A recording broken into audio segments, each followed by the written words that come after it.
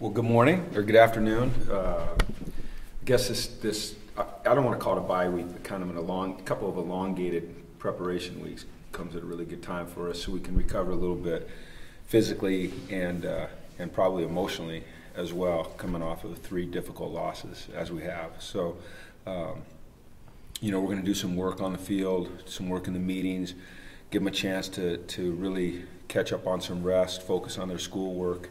It gives us a chance as a staff to spend some extra time doing some self-evaluation, some self-scout things, a little extra time working on, this week Colorado, and then after the Colorado game, we get a couple extra days as well. Gives us a chance to go out and recruit.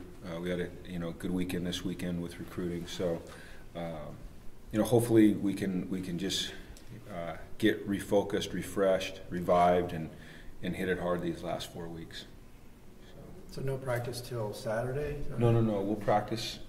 We have practice scheduled for Tuesday, Wednesday, and Thursday. Okay. And then Friday they will not practice. And then Saturday is like a bonus practice for Colorado. So the practices on Tuesday, Wednesday, and Thursday are really, more just UCLA on UCLA, fundamental work, not specific to Colorado. And a lot of individual work so we can work on the fundamentals and things like that. When you looked at the tape, what stood out that didn't stand out right after the game? Well, do you want the positive or the negative? The good news or the bad news? What do you want first? Good news. You want the good news first? Okay, let me give you the good news first. The good news was against a real, and I might have said this after the game, I don't remember, but against a really good pass rushing unit that brought 5 and 6 most of the day. Our offensive line did an excellent job in protection. They really did an excellent job in protection. And I believe that, and I'm sure that for most people that are going to listen to this is going to say, well, where's the connection there? I believe that that's going to help us in the run game as well, because I believe that confidence in the way they performed on Saturday will lead to an increase in the way they performed with the pass on Saturday will lead to confidence in the run game. So I was very impressed with that. I thought our pass rush was good. We had 5 sacks. The bad news, the kickoff return. To start the game like that and then go down 14-0. The kickoff return and then the big play. On their first offensive play, that was, tough. It made us really dig in, which we did. And we found something there. So I guess that's a positive and a negative. Our special teams played well, except for that one play, and it's that word "except for," those 2 words "except for," that have been an issue for us. We did not come up as coaches with an answer quickly enough for what they were doing in the run game. They had a good little scheme going. We did a good job stopping it most of the time. And then once again, there was a couple times when it got out the gate. And so we have to do a better job of helping our players, and then our players have to execute what their responsibilities are. So we all own that. And then, as you know, we didn't really attempt to run the ball. We really only called 10 runs. We did not go into the game with that as our thought process. But Mike was throwing the ball well. Our line was protecting well. Our receivers were getting open and making catches. We threw the ball 70 times, 76 actual called passes. We ended up having 3 drops, which when you go percentage-wise is pretty good. We still hate the drops, but so there was a lot of good things that happened.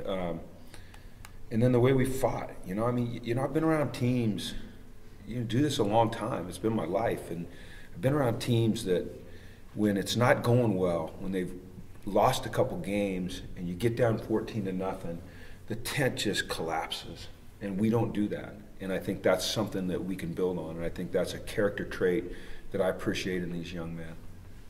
Coach Bradley was talking about being on the wrong side of blocks. What does that mean, like in kind of That's a great question. Okay. When you're playing, he's talking in the run defense is what he's talking about specifically. There's gaps. So the gap is the area between 2 offensive players. And it could be 2 linemen, or it could be a lineman and a back, or it could be a back and a tight end. It's the area between the 2 blockers. And really, to be sound in your run defense, you need a defender in each gap. okay?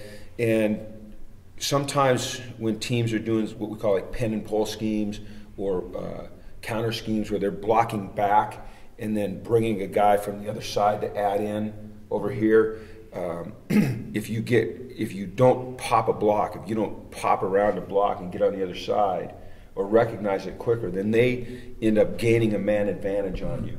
And so they create a gap that you haven't filled with a body. And that happened a couple times to us in the game, and then that running back took advantage of it. If I had a grease board, I could diagram it very easily for you. But essentially it means not having the proper spacing on defense. And, that happens on occasion. You see that. So we've been really good against the run. Our guys have fit things up so well and have had such a great understanding of it. And it was just so unfortunate Saturday that we didn't get it fixed quickly enough. Is that more of an issue with defensive linemen, or is that a linebacker? You know what? issue It's too? all three layers. It's D-line, it's linebackers, and it's typically a safety. See, when you're playing an 8-man front defense, then you're bringing a safety into the run fit. And they had a really good scheme going where they were occupying our safety. It was tough for him to get into the run fit because he had a man coverage responsibility. We were essentially playing 3 or 4 different defenses versus that personnel group that they were in, that they were having some success running it. For the most part, we were playing it really, really well. They caught us in the wrong call a couple times and put our safety in a real conflict position. So it can be at any level. And run defense is, listen, it's not rocket science. I don't want to overstate it, but it's more complex than it appears on defense. When you snap the ball, in the stands and even on the sideline, you just see a bunch of guys going like that, and then maybe a ball carrier pops out or he gets stopped. But there's so many little things that are happening in each singular play in terms of leverage and play entry and getting on the right side of blocks and reading blocks, and it's linemen, linebackers, and safeties, and sometimes corners. So it's all 11, or it's really 8. You mentioned recruiting. How does the pitch change when you're having maybe a year you weren't envisioning? It doesn't really. It's interesting. I worry about that. But UCLA has so much to offer. From an academic standpoint, it's I won't say it's unparalleled, but it's at the top of the list. This new building that we're building, the Wasserman Center, is just a great advantage to us now. The Luskin Conference Center, the campus, the area, the opportunity to play at the Rose Bowl, to play at UCLA, to be part of something that, over the last few years has been really good. Every program at certain times has its struggles. We've had, 4 games we've lost that have been, or 5, I guess, that have been really close. We're right there, and I think sometimes that appeals to a recruit. You can be the difference maker. You can help us get over the hump. Plus, when you bring kids in during game weeks, they get to come and sit in meetings, and they get to, be around the team in the locker room, and they feel the atmosphere. And I'm not sure that the result is always what is the decision maker for them. It's more, the feeling they get when they're on campus. And so it was a successful weekend in terms of that. Obviously not a successful weekend in terms of the outcome on the field. I think these extra few days can make a difference with Josh as far as whether he's able to come back. God, I wish, Ben, I wish I could answer that question for you. I wish I knew the answer. I don't know the answer. I think that they announced on the broadcast that his shoulder was bothering him. Mm-hmm. Yeah, and so for me, it's always important when a player is injured and it's not obvious what it is, mm-hmm. is that we protect them, because I know this as a coach. If you see an opponent and a part of his body is hurt a little bit,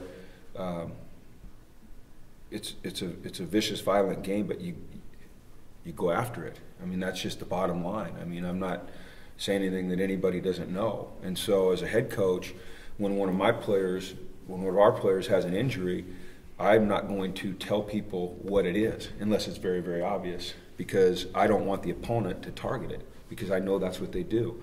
But once they announce that, it's his shoulder. And so what happens is that, the nerve has to start firing again. You know, and it's really, once it starts firing again, he should be fine. It's just a matter of when's it going to start firing again. He's getting all the treatment he can get. He's doing everything he can do. Our doctors are as good as they get. You know, he's got a dad at home that's a doctor, so he's surrounded by good people. It's just a matter of his arm starting to fire, and he's been trying to throw, and it just hasn't gotten to the point where he can, you know, where he can cut it loose yet. So the positive is Mike Faithful. I mean, what a gritty performance, you know. And look, we could all say, well, he threw 4 interceptions and he fumbled. He did have 5 turnovers, but boy, we put the ball in his hands 76 times, you know. And he's a guy that hasn't played a lot, and the respect that he earned, I think, well, I know from his teammates and hopefully from UCLA fans, he actually earned it. He played great. He played really good. You know, he loved those turnovers back, but gritty, tough, awesome, inspiring, you know, probably maybe overstating it a little bit, but, you know, God, I was so proud of him, and he's waited so long, and he's been so patient, and he's had such great character and great work ethic, and he's really, to me, he's a tremendous example of a guy hanging in there, believing, keeping working, and then when he gets his opportunity, you know, taking advantage of it. It's unfortunate that we couldn't get a stop and win that game for him. He deserved it. How have you guys performed offensively this season? Has it maybe made you reevaluate long term what you want to do offensively, or are you still focused on trying to do what you started to do at the start of the year? I think you always have to adapt, and I think that we still want to be able to do the things that we want to do. Look, I believe that you really aren't going to win big unless you can run the football, you know, and we have to be able to run the football. And you know, I would get frustrated when we couldn't convert a 3rd and 1. We couldn't convert a 4th and 1 the other day either. So, you know, we just have to look at everything and be open to everything, and yet not just be all over the board. You know, and that's what we try to do as coaches every single week, is come in and, you know, the good coaches I've been around, I've been lucky to be around really good offensive coaches, even though I've kind of been a defensive, you know, shaded towards the defensive type of the ball, or side of the ball, is they have all these concepts, and they say, okay, what's going to work for our players this year, and then each week what's going to work against this defense we're playing. And so that's what we're trying to do. And you know, I didn't think I'd ever be, well, I shouldn't say that, because I worked with Don Coryell, Eric Coryell, we slung it every single down, but I didn't know that I'd be in part of a team as a head coach where we'd throw it 76 or call 76 passes. Did the doctors express a high level of confidence that nerve would start firing fairly soon? Or I think it's the great unknown. Mm-hmm. You know, I don't know that they can predict it. I think that he's getting closer and closer, but I don't know that they can just say that, you know, after this amount of time it'll fire. I think that's, you know, in terms of medicine, that's one of those unknowns that they just have to wait and see, continue to treat it, and then hope that eventually it starts firing and he's ready to go. I think once it, you know, look, I'm not a doctor, obviously, but you know, my understanding is that once it starts going, he should be good pretty darn quick. Mm-hmm. So hopefully that's soon. But if not, you know, our team has great confidence in Mike. We have to do a better job around Mike, running the football, stopping the run, not giving up kickoff returns like we did. You know, we have to do a better job around Mike, and then you know, then we can get those wins we're looking for. So. Tack's production against Utah was pretty fantastic. Where would you rank that performance out of him Saturday? He's had a really good year. He's had a really good 2 years. The play that he made coming off the edge, the sack, you know, caused fumble strip, whatever you want to call it, where he just essentially stole the ball. It was reminiscent of the Denver Broncos in the Super Bowl. You remember the play that Von Miller made, you know, kind of like that. The kid is just a heck of a football player. You know, I don't know where that performance would rank, but I can't remember a whole lot that were better. You know, and the things that are unseen are the things that he's doing, you know, in the run game as well. You know, right before he made that play on the sack, he had the tackle for loss on the run. You know, so he's doing a lot of great things. Is that groin pretty much healed now? He's like moving pretty good, but I don't know. He's kind of a war daddy. I mean, you know, it'll hurt, and he'll go out, and then he's like, I got to get back in there, and he just sucks it up. We've all seen him limp off the field and then a couple plays later run back on. And if it was anyone other than Tack, you'd say that he was doing it for dramatic effect, and that is absolutely not part of Tack's repertoire. There's no dramatic effect in there. It's just that he's like, I can't go. Then he gets to the sideline and he says, I've got to go. I've got to go. And he sucks it up and he gets back in there. He's something else. He's really a good player, and he's really kind of everything you want in a player in terms of mindset and attitude and toughness and work ethic and just killer instinct. He's really special. Does he project pretty well for the NFL? Big time, yeah. He's gonna probably have to gain a little weight, but he's a right end. In the NFL, they love guys like him at right end, explosive off the ball, strong, can play the run well enough. There'll probably be some teams that'll come in here and work him out as an outside linebacker. Some of the 34 teams, Chargers, the Steelers, teams like that will come in and they'll see if he can drop, which he can. So to me, just the more productive he is down the stretch here, his stock is going to go way up. And when teams come in and they time him in a 40 and they see how fast he is and they study his film in depth and see how explosive he is, I think that, I think he projects really, really well at the next level. Did it help him that he played a lot of interior line last year to kind of make more of a well-rounded player? Absolutely, yeah. Because they'll be able to see the pass rush stuff just in the numbers, but they'll be able to turn on the film and see him playing some 3 technique and playing against a guard or taking on a double team, things like that. Playing the run, tough inside. That's not something they'll ask him to do at the next level because he's just not near big enough to be an inside guy. Those guys are gigantic at the next level. But it's a little bit like Dayton maybe.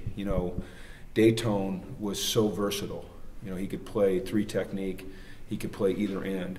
And that when he went to the Senior Bowl, and they put him in the pass rush stuff, he would play nose, 3 technique, and both ends. He'd just rotate through, and everyone else was playing one position. And so scouts go, well, man, look at this guy. Look at his versatility. Look at all the things that he can do. And, that's one of the reasons he got drafted in the first round. So I think Tack has very similar traits to Dayton, although I think he's, probably physically just, he's not quite as big as Dayton, but he's more explosive and faster.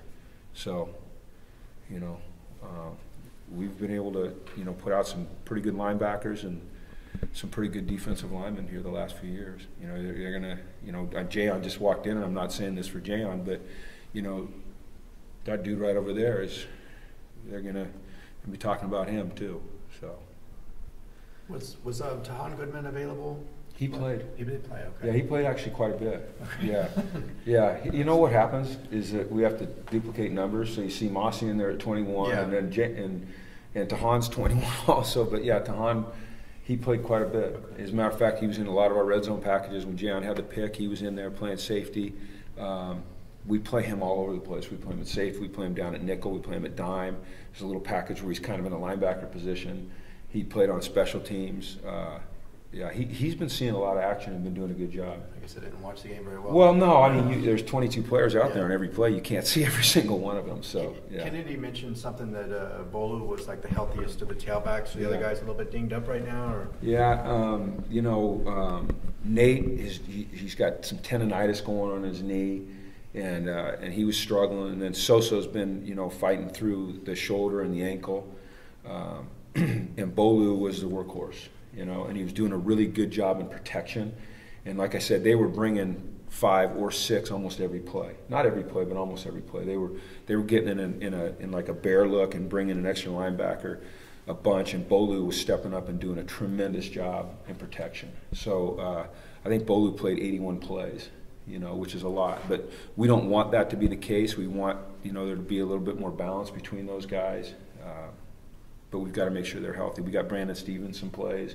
I like him. I think he's going to be a good player. I'd like to see Jalen Starks get some plays too. I think he's a good player as well. So. All right, thanks, guys. All right, thanks everybody. All right, have a good day.